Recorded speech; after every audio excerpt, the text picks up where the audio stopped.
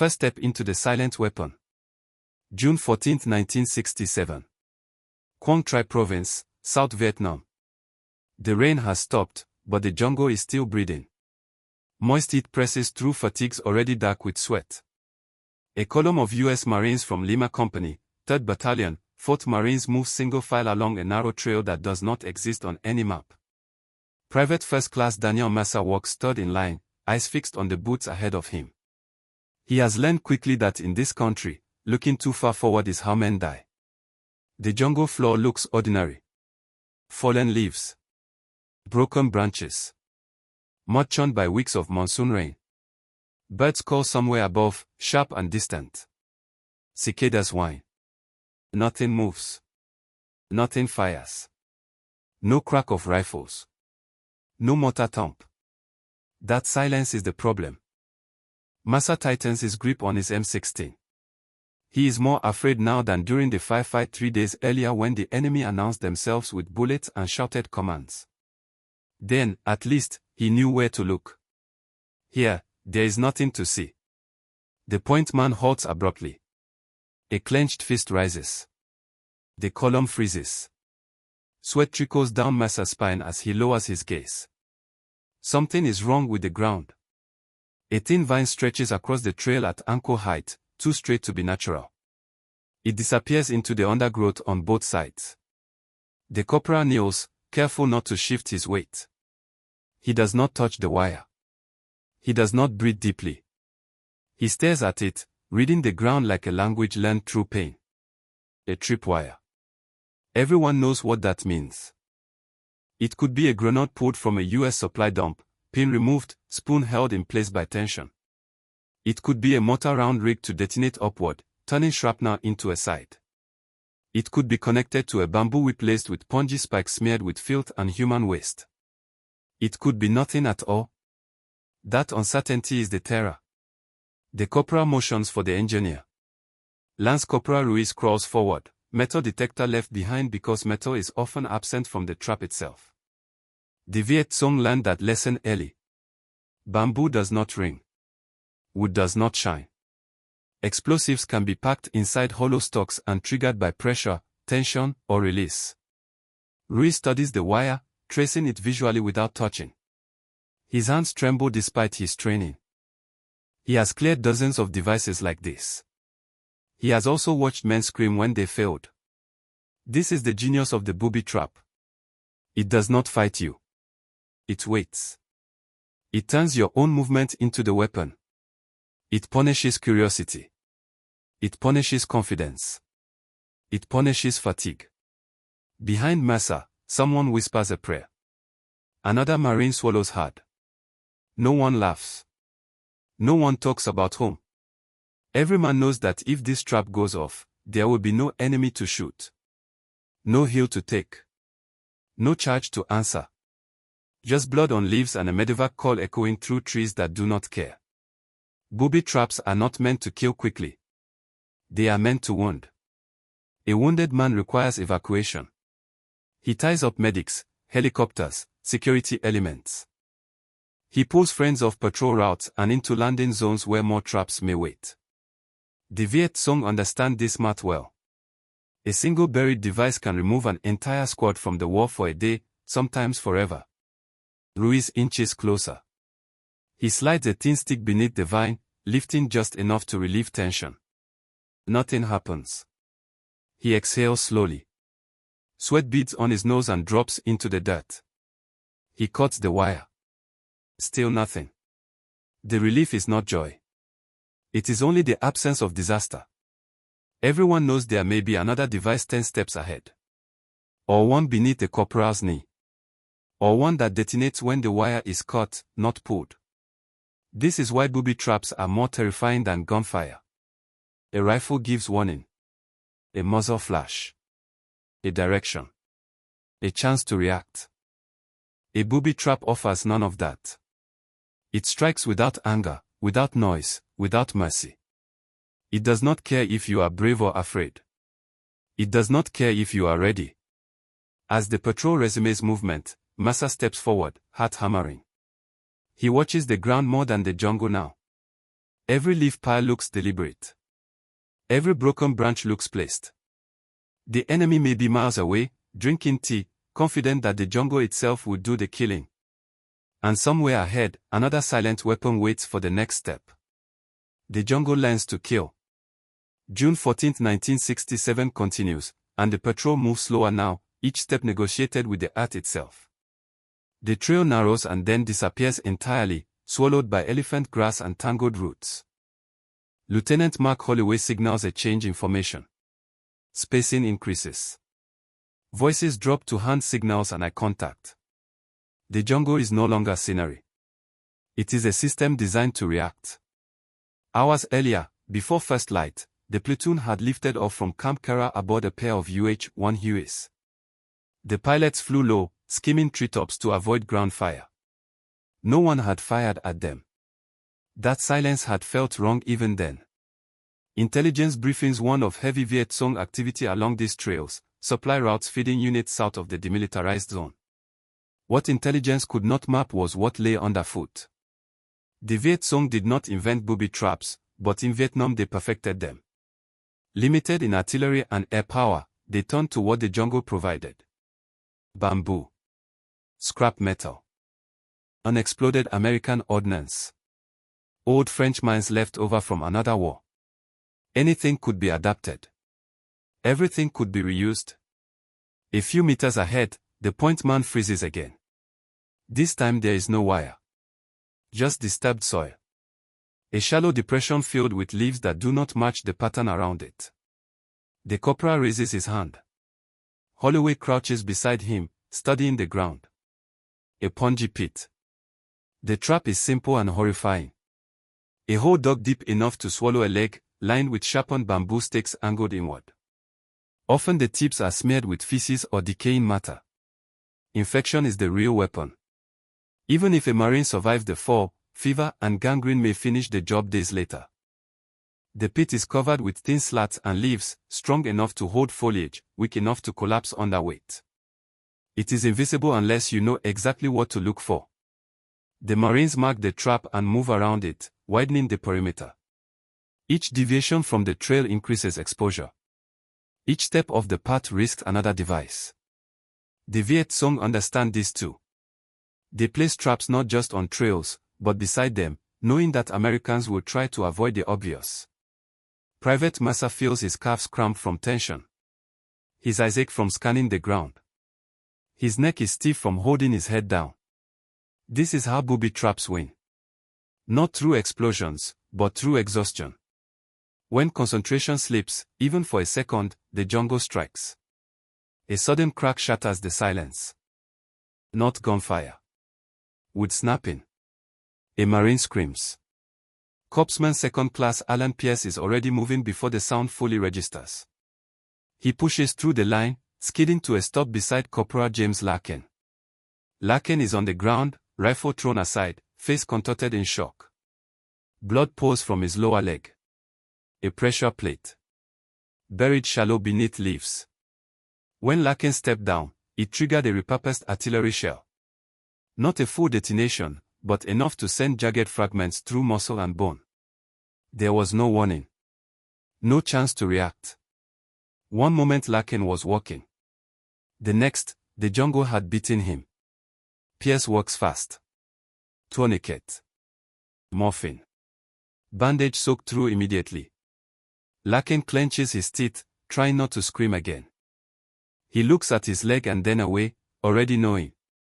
The radio crackles as a medevac request goes out. Coordinates. Smoke color. Urgency. While they wait, the platoon establishes security. Weapons scan trailings that remain empty. No enemy appears. None is needed.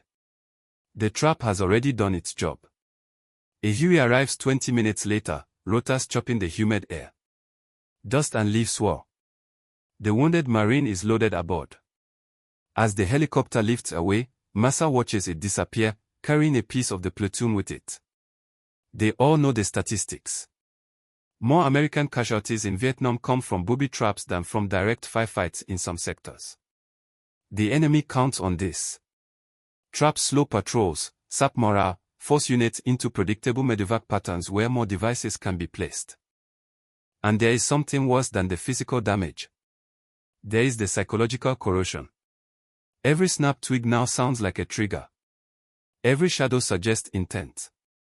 Sleep becomes shallow. Dreams replay steps over and over, wondering which one would have been the last. The Viet Cong rarely stay to watch the results.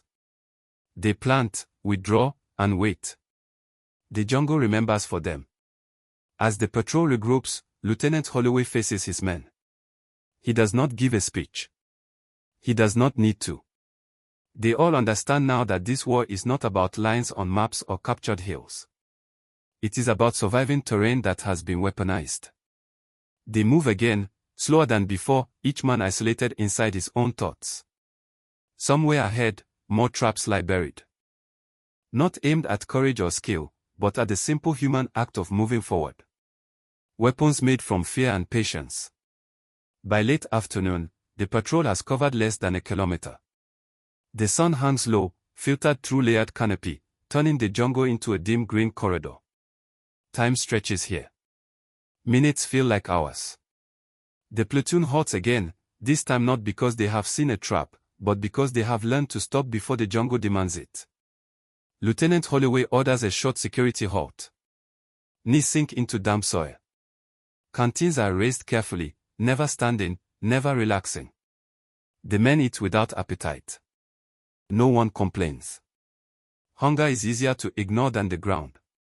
Private Massa watches ants crawl over a fallen branch.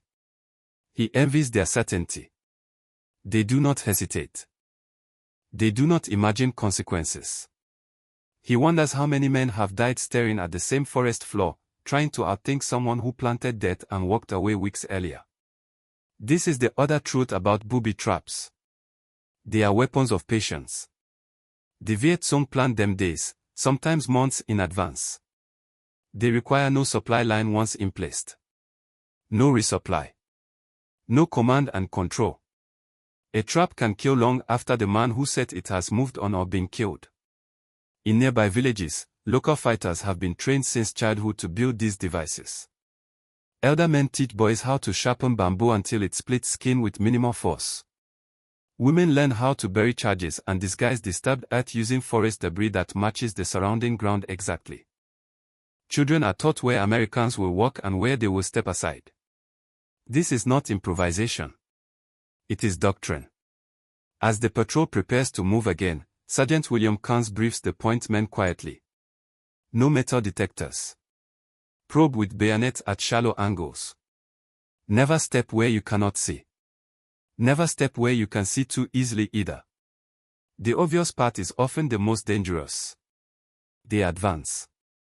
A narrow stream cuts across their route. The water is brown, slow-moving, harmless looking. The banks slope gently. It would be easy to cross here. That is why Holloway orders them to stop. Streams are favorite locations. Men step down harder to keep balance. Weight shifts. Pressure plates activate.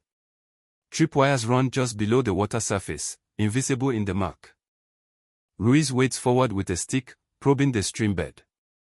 His movements are slow, deliberate, ritualistic. Each poke tests not just for resistance, but for deception. A buried plank.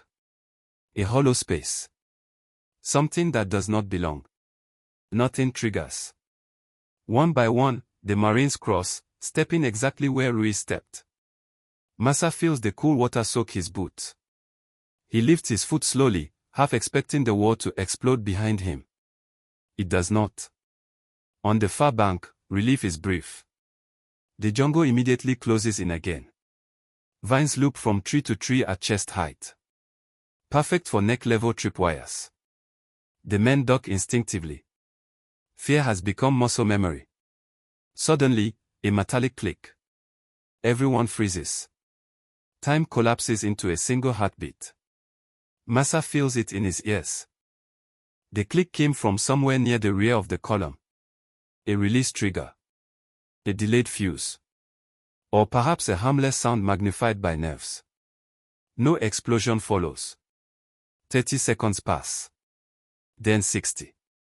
The tension becomes unbearable. Muscles shake. Sweat drips into eyes. Still nothing. Finally, Holloway signals movement again. Whatever it was, if it was anything, has already failed. But the damage is done. The enemy has achieved another victory without firing a shot. The platoon is now moving in a state of permanent alarm. Decision-making slows.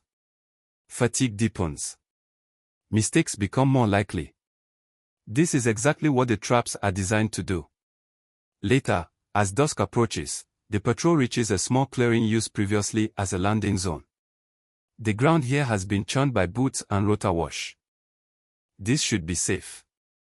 It has been used before. That assumption kills men. The Viet Cong often return to abandoned American positions, planting devices where troops feel secure. A grenade wired to a ration box. A mortar round beneath a discarded poncho. A tripwire attached to a spent ammo crate that someone might kick aside without thinking. Ruiz kneels again, scanning the clearing. His face is gray with exhaustion. He has been on point too long. Holloway considers rotating him out, but every man is already stretched thin. A single mistake here will not just wound someone. It will confirm what every Marine already feels. That the jungle is alive. That it is watching. And that it is waiting for patience to finally break. The cost of one careless second. Dust settles quickly in the jungle. Light drains away until shapes blur and depth disappears. The clearing feels wrong now, exposed yet claustrophobic, a bowl of trampled earth surrounded by dark walls of trees. Lieutenant Holloway knows they cannot stay long. Night will only make the ground more dangerous. Sergeant Khan steps forward to help Ruiz clear the center of the landing zone. His movements are careful but tired. Everyone is tired. Fatigue presses down harder than the heat ever did. Khan nudges a discarded poncho with the toe of his boot. The blast is sharp and violent, not a roar but a violent crack that slaps the air flat. Dirt erupts.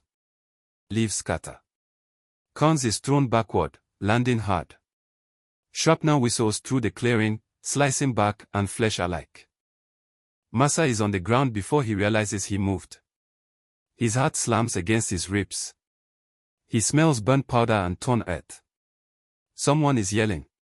Someone is praying. Corpsman Pierce scrambles again, hands sleek with sweat and blood.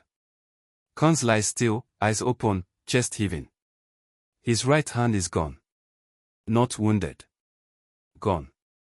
His forearm ends in torn fabric and red ruin. Blood pulses in bright arcs until Pierce clamps down. The device was simple. A hand grenade buried beneath the poncho, pressure triggered. Something meant to be kicked aside without thought. Something designed to punish familiarity. The clearing is no longer a clearing. It is a kill zone. Security fans outward despite the fear. Rifles point into the darkening jungle. Fingers twitch on triggers. Everyone expects gunfire now. None comes. Again, the enemy is absent. Again, the trap stands alone. A second medevac is requested. The smoke rises sluggishly, colored purple in the fading light. While they wait, Holloway forces himself to think clearly. He orders no one to move unless directed. Every step is suspect now. Even kneeling risks pressure plates hidden beneath churned soil. Khan groans as Pierce injects morphine. He tries to speak but cannot form words. His face is pale, eyes glassy. Massa looks away, ashamed of his relief that it was not him. This is another victory for the trap. It does not just wound bodies. It fractures trust. Every Marine now questions his own instincts. Was that step safe or just lucky? Did he survive by skill or chance? The Huey arrives just before full dark. Rotor wash flattens grass and dust, revealing more disturbed soil. Ruiz shouts for everyone to freeze. The helicopter hovers while Marines secure a narrow path they know has already been walked. Khan is loaded aboard and lifted away, disappearing into the night with the last of the light. When the sound fades, the clearing feels emptier than before. 2 men gone. No shots fired. No enemy seen. Holloway orders the patrol to establish a night perimeter at the edge of the clearing. They will not move again until morning. Movement in darkness invites disaster. Booby traps do not sleep, but men make mistakes when they do not rest. As night insects rise in volume, Massa digs a shallow position using his hands, careful not to disturb the ground too much. Every scrape of dirt feels dangerous.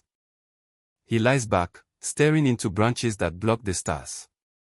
Somewhere out there, someone placed those traps days ago. Maybe weeks.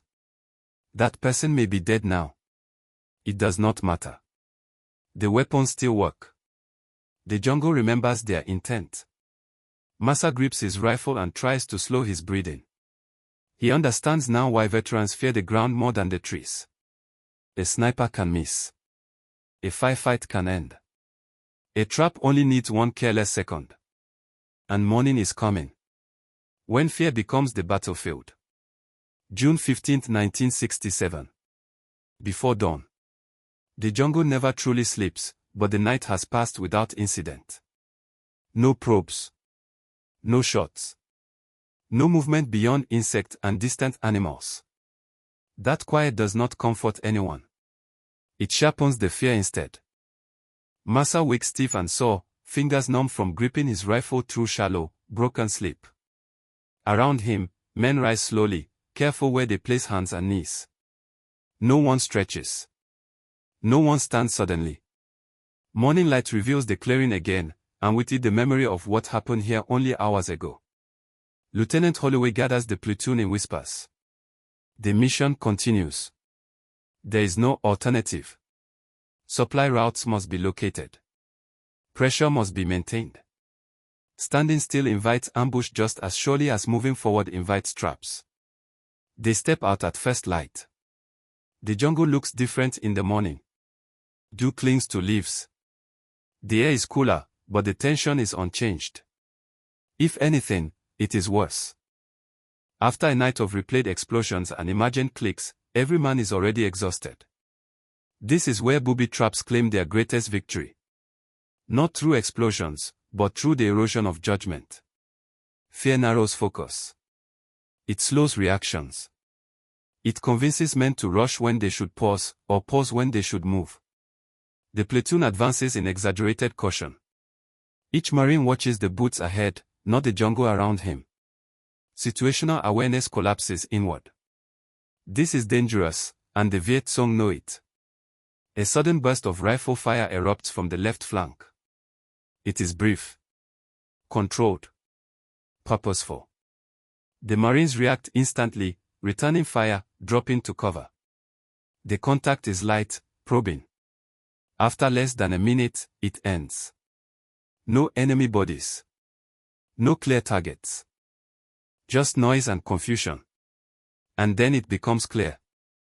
The gunfire was not meant to kill. It was meant to force movement. As Marines shift positions, diving behind trees and fallen logs, the ground betrays them. A secondary explosion detonates near the edge of the formation. Another man goes down, screaming, his foot shredded by a buried charge triggered by his scramble for cover. This is combined warfare. Traps and gunfire working together. Panic driving men into devices they would have avoided minutes earlier. Corpsman Pierce moves again, face set and distant now, running on training and exhaustion. He walks on the wounded Marine while others establish security, scanning desperately for an enemy that is already gone. The jungle falls silent again. Holloway feels the weight of it settle on him. The traps are dictating movement now. The enemy controls not through presence, but through anticipation. Every decision feels wrong. Move slowly and risk ambush. Move quickly and risk the ground. This is why booby traps terrify more than bullets. Gunfire ends. Traps linger. They reshape behavior long after the last shot is fired. Massa realizes something then. He is no longer thinking about completing the mission. He is thinking only about surviving the next step. The war has narrowed to the space beneath his boots. By mid-morning, the platoon is combat ineffective. Too many wounded. Too much psychological strain. Holloway calls it in. Extraction is ordered. As they pull back along a route they have already cleared, the irony is bitter. Even retracing steps is dangerous. Traps can be reset. New devices can be placed overnight. Safety is temporary. When the helicopters finally lift them out, Massa looks down at the canopy below. It appears peaceful. Unchanged. He knows better now. Down there, invisible and patient, the war waits. The war that stayed underfoot. The Hueys banks out, fading into the morning haze, and the jungle closes beneath them as if nothing has happened. No smoke. No movement. No sign that men were wounded here at all. The forest absorbs the violence and keeps its secrets. Back at Camp Carroll, the platoon disembarks in silence. Boots hit hard-packed dirt instead of leaves, and the sound feels foreign. Medics take over. Reports are filed. Casualty numbers are written in neat lines. None of it captures the way hands shook or how every step felt like a gamble. Private Massa sits on an ammo crate, helmet resting in his lap. He stares at his boots, still stained with mud from the trail. He realizes he is afraid of them. Afraid of what they might step on next time. He knows there will be a next time. Patrols will continue. Trails will be walked again. Traps will be found, and many will not. Across South Vietnam, thousands of similar devices remain hidden. Some will never be triggered. Others will wait for weeks, months, years. Farmers will lose legs.